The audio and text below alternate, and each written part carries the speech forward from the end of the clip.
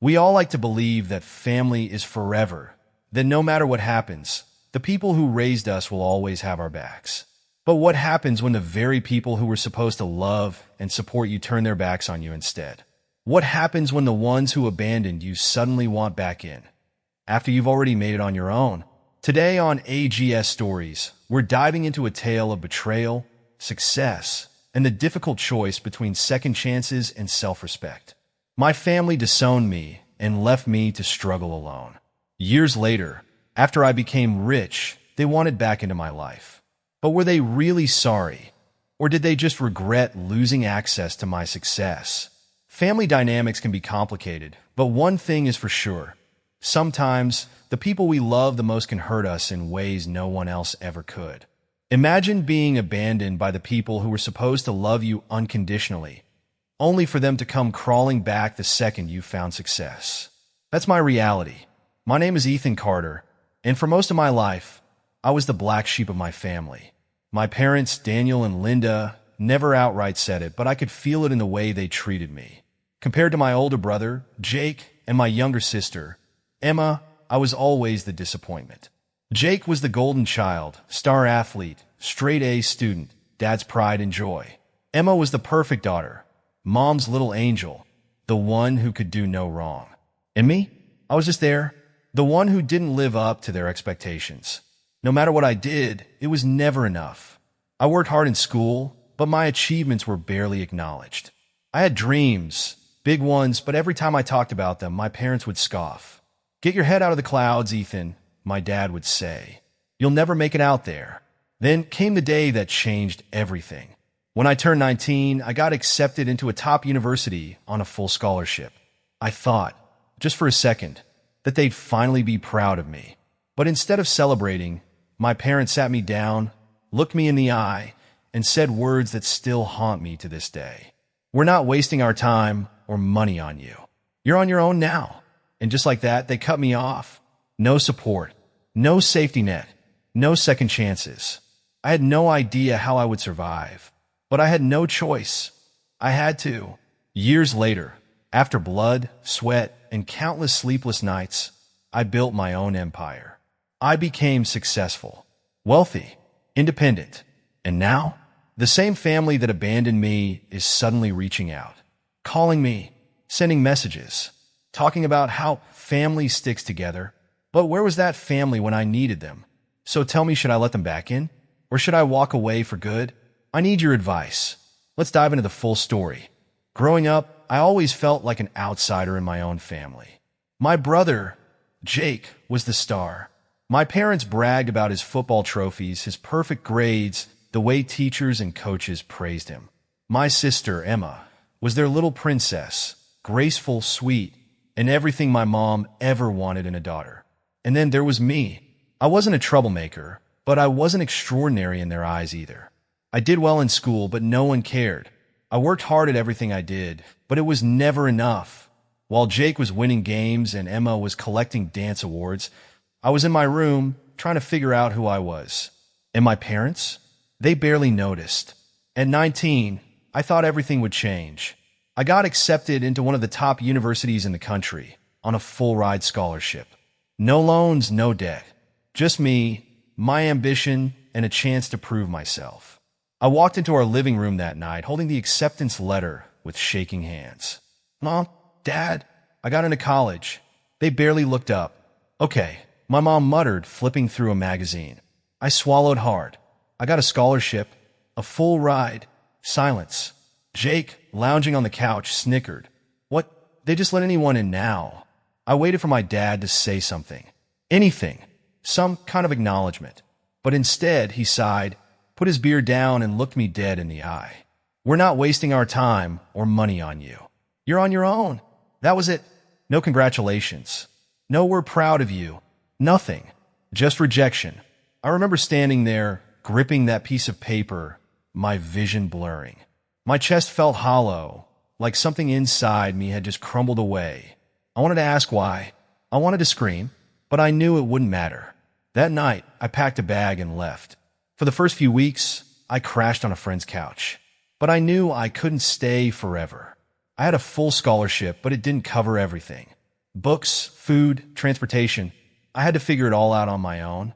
I picked up whatever jobs I could, waiting tables, stocking shelves at a grocery store, even cleaning offices at night. Some nights, I was so exhausted I could barely keep my eyes open in class. Then, when things couldn't get worse, I lost my place to stay. I slept in my car for 2 months. I kept my clothes in the trunk, showered at the campus gym, and told no one. I refused to let anyone see how bad it had gotten. But despite everything, I never gave up. I graduated with honors. I built a career. And then I did something no one in my family ever expected. I started my own company. At 27, I became a millionaire. It wasn't easy. I worked harder than I ever thought possible. I made sacrifices. I lost sleep, friendships, relationships. But I made it. And now my family, the same people who abandoned me, are suddenly reaching out. It started with a text from my mom. Mom, hey sweetie, we miss you. Let's talk soon. I stared at my phone for a long time.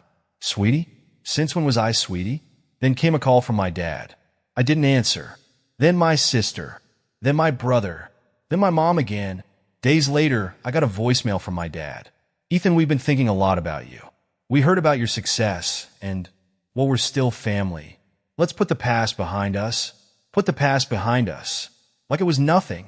Like years of abandonment, of rejection, of struggling to survive alone. Like all of that could just be erased with a simple phone call. I didn't know what to feel. Anger? Disgust? Sadness? Or maybe just exhaustion. I spent years begging for their love. And now that I no longer needed them, now that I had built something for myself, now they wanted to be family again, I wish I could say I ignored them, that I never gave them another thought. But a part of me still wanted that connection. Even after everything, some tiny, stupid part of me hoped maybe they really did change. Maybe they really did regret what they had done. So I texted my mom back. Me, why now? After all these years, why do you care now? It took her a few hours to reply. Mom, because we love you. We always have. We just didn't know how to show it. A lie. If they had loved me, they wouldn't have thrown me away. If they had loved me, they would have fought for me when I was struggling. But they didn't. And now that I had something, money, success, stability, now suddenly they love me again? I didn't reply. That night, I sat in my apartment staring at my phone. I had everything I ever wanted: security, independence, a life I built on my own. So why did I still feel that ache in my chest? Why did I still wish things had been different? Now I need to decide, do I let them back in? Do I give them a chance to explain, to apologize? Or do I shut the door forever and walk away for good? I want to hear from you. Drop a comment below. Tell me, what would you do? Wow, you guys really had strong opinions on this one. And honestly, I can't blame you. After sharing my story, the response was overwhelming. Thousands of comments, messages, and DMs. People either supporting my decision to cut my family off or urging me to reconsider. Some of you related to my experience. Others had a completely different perspective. Let's take a look at some of the top comments. Speech balloon at Lexi_Rain94. They abandoned you. Now they need you. That's not family. That's convenience. Where were they when you needed them? Now that you have money, they suddenly remember you exist? No. Keep them out of your life. This comment really hit me. Because deep down, I know it's true. For years, I wanted their approval. I craved their love. I worked my ass off thinking, maybe if I just proved myself, they'd finally see me. But now that I've built something for myself, their sudden change of heart feels too convenient. Like they don't miss me, they miss what I can do for them. And that stings. Speech balloon at Mike_B22. Forgiveness is important, but don't let them take advantage of your success. Maybe give them a chance, but set boundaries. See if they actually care about you, or just your money. This one made me stop and think, because as much as I want to walk away, part of me wonders, what if? What if they are sorry? What if they really have changed? What if I cut them off and regret it later? I don't want to live with anger forever. I don't want to hold on to resentment. But at the same time, I refuse to be used. So, how do I find that balance? How do I know if they're genuine or if this is just another manipulation tactic? Speech balloon at Jenny Loves Books. They only care now because you made it. Cut them off for good. The people who truly love you would never have abandoned you in the first place. This one hit hard, because she's right. The people who truly love you, they don't throw you away when you're struggling. They don't decide you're worthless one day and valuable the next. And yet, why is this decision so damn difficult? I won't lie, I've spent sleepless nights thinking about this. I've gone back and forth in my mind. I've read and reread these comments. And the more I think about it, the more I realize there's no easy answer. Some people believe in second chances. Others say to never look back. And honestly, I feel the same way. So now I have to decide, do I open that door and see what happens? Or do I close it forever? I need your advice. Drop a comment below and tell me, what would you do? After reading your comments, I decided to meet with them. I wasn't sure what to expect. Would they apologize? Would they admit what they did? Or would they act like nothing had ever happened? A part of me hoped, despite everything, that maybe they truly felt remorse.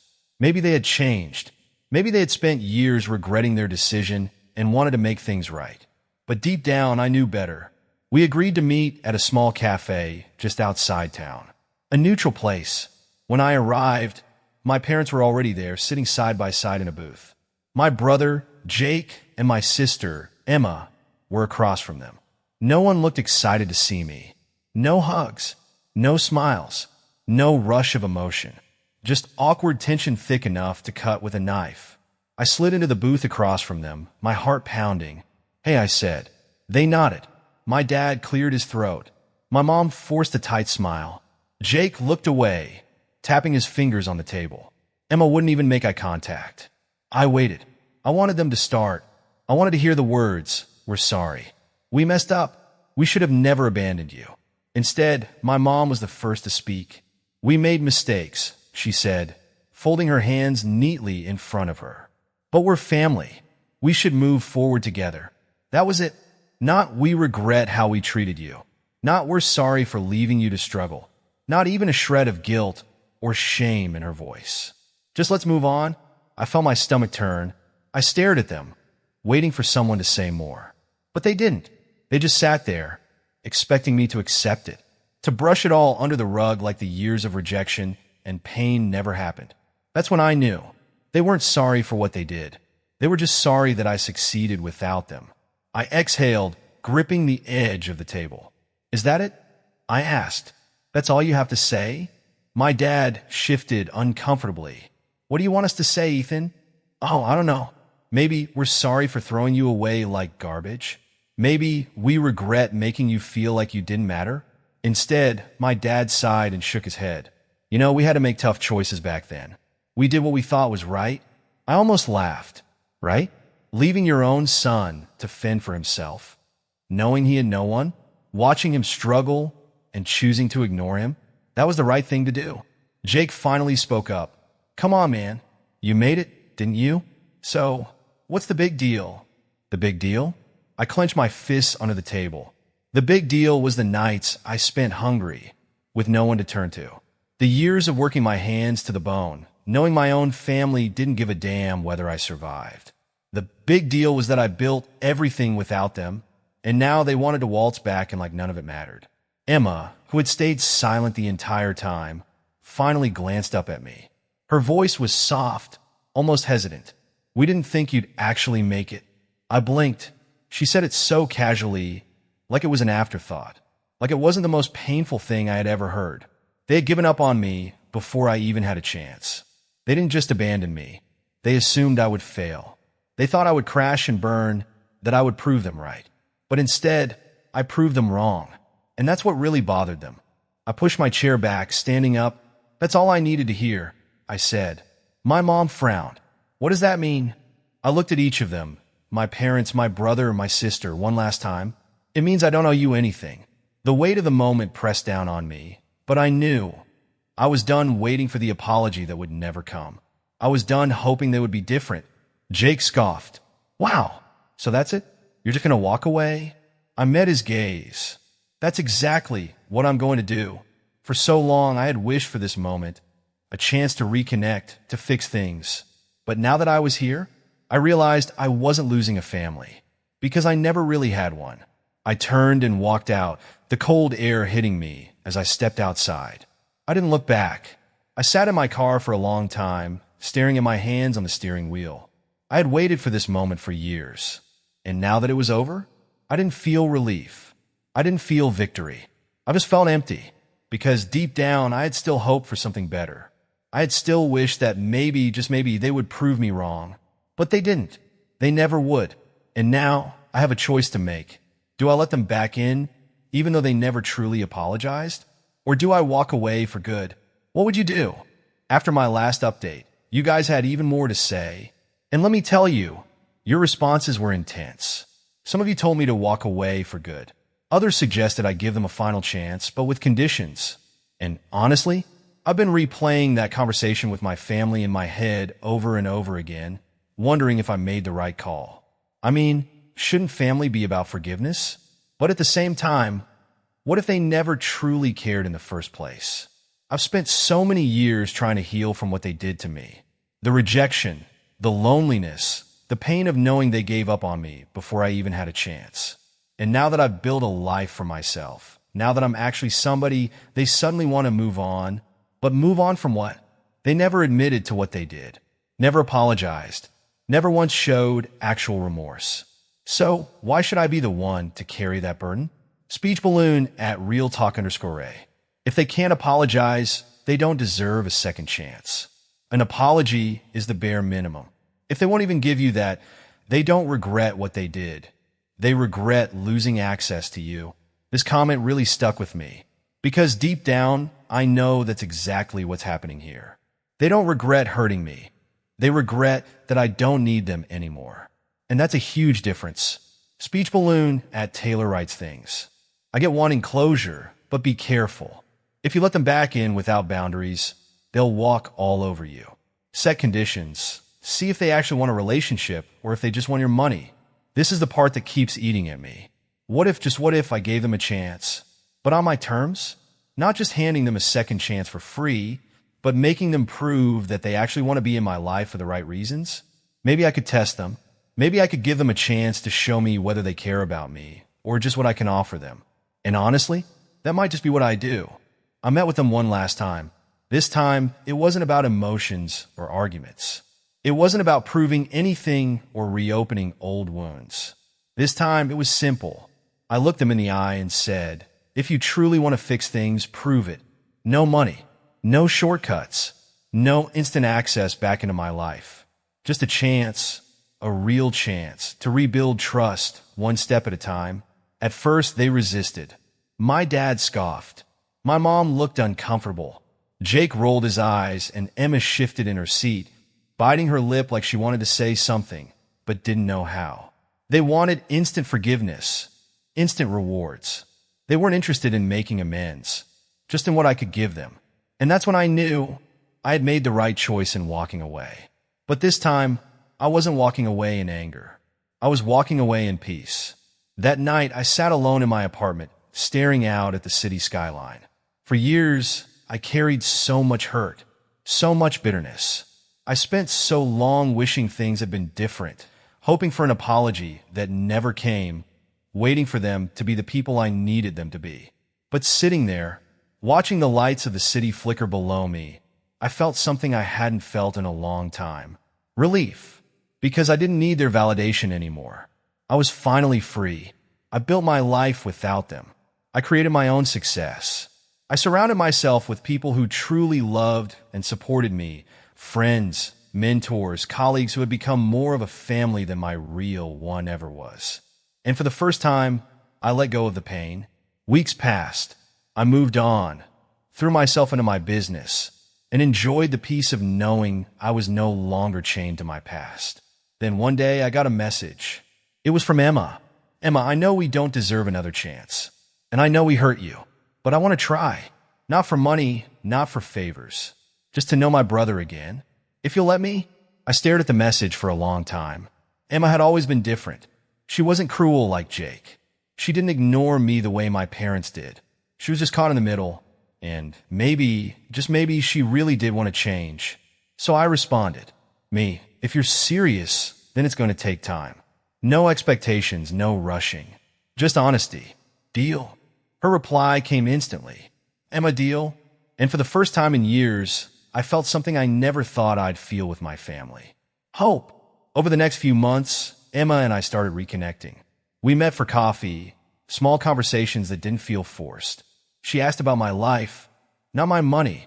She shared things I had missed over the years. Her struggles, her regrets, her own battles with feeling unseen.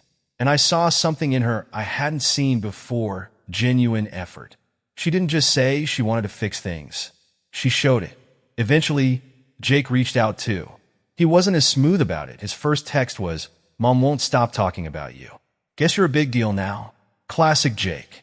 But surprisingly, as time passed, he made an effort too. He apologized, not perfectly, not in some grand speech, but in his own way. And little by little, I let them in. I didn't erase the past, but I let it stop controlling me. And as for my parents, they took longer. A lot longer. But eventually my mom called, and for the first time, she didn't ask for anything. She just talked. Slowly, things changed. It wasn't overnight. It wasn't easy. But it was real. They had to earn back my trust. They had to prove they actually wanted a relationship, not just a financial safety net. And over time, they did. Now, looking back, I realized something important. Forgiveness isn't about letting people off the hook. It's not about forgetting the past or pretending it didn't happen. It's about choosing peace over pain. It's about setting boundaries, but also allowing space for growth. It's about understanding that some relationships can heal, while others are better left behind. My family and I, we're not perfect. We never will be. But we've started something new, something built on honesty, respect, and mutual effort. And for the first time in my life, I finally feel like I belong. Not because I changed for them, but because they finally saw me for who I truly am. If there's one thing I've learned through this journey, it's this. People can change, but only if they choose to. You don't have to let everyone back in. You don't owe anyone your peace, your success, or your forgiveness. But sometimes when real effort is made, when trust is earned, and when love is genuine, healing is possible. So tell me, would you have given them a second chance? Drop a comment below. I'd love to hear your thoughts. Looking at this story in 2025, I realized that this wasn't just about money, success, or proving a point. It was about self-worth. So many people go through life seeking validation from family, friends, or society, believing that if they work hard enough, achieve enough, or become successful enough, the people who once doubted them will suddenly respect them. But that's not how life works. Respect doesn't come from proving yourself to people who never valued you. It comes from recognizing your own worth, with or without their approval. This journey taught me that forgiveness isn't about giving people a free pass. It's not about erasing the past or letting people back in just because they ask. Forgiveness is about freeing yourself, letting go of resentment so it doesn't control you anymore. But forgiveness does not always mean reconciliation. Some relationships are better left behind, while others, if effort is made, can be rebuilt over time. The key is knowing the difference. Now that I've started reconnecting with my family, I realize that change is possible, but only if both sides are willing to do the work. It's not about forgetting the past. It's about deciding whether the future can be different. They needed to prove themselves, and slowly they did. But I kept my boundaries. I refused to be used, and that's the biggest lesson I can share. You don't owe anyone access to your life just because they're family. They need to earn their place through trust, honesty, and real effort. Now, I want to hear from you. Did I make the right decision? Should I continue building a relationship with my family? Or should I still keep my guard up? Drop a comment below. What would you do in my place? Should I give my parents another chance if they keep proving themselves? Should I let Jake fully back into my life? What about Emma? Was she always on my side, but just afraid to speak up? And if you've ever been in a similar situation, share your story. Let's help each other navigate these tough family dynamics. If you love stories like this, real-life betrayals, personal growth, and shocking twists, hit that subscribe button and turn on notifications. More powerful stories are coming your way. See you in the next one.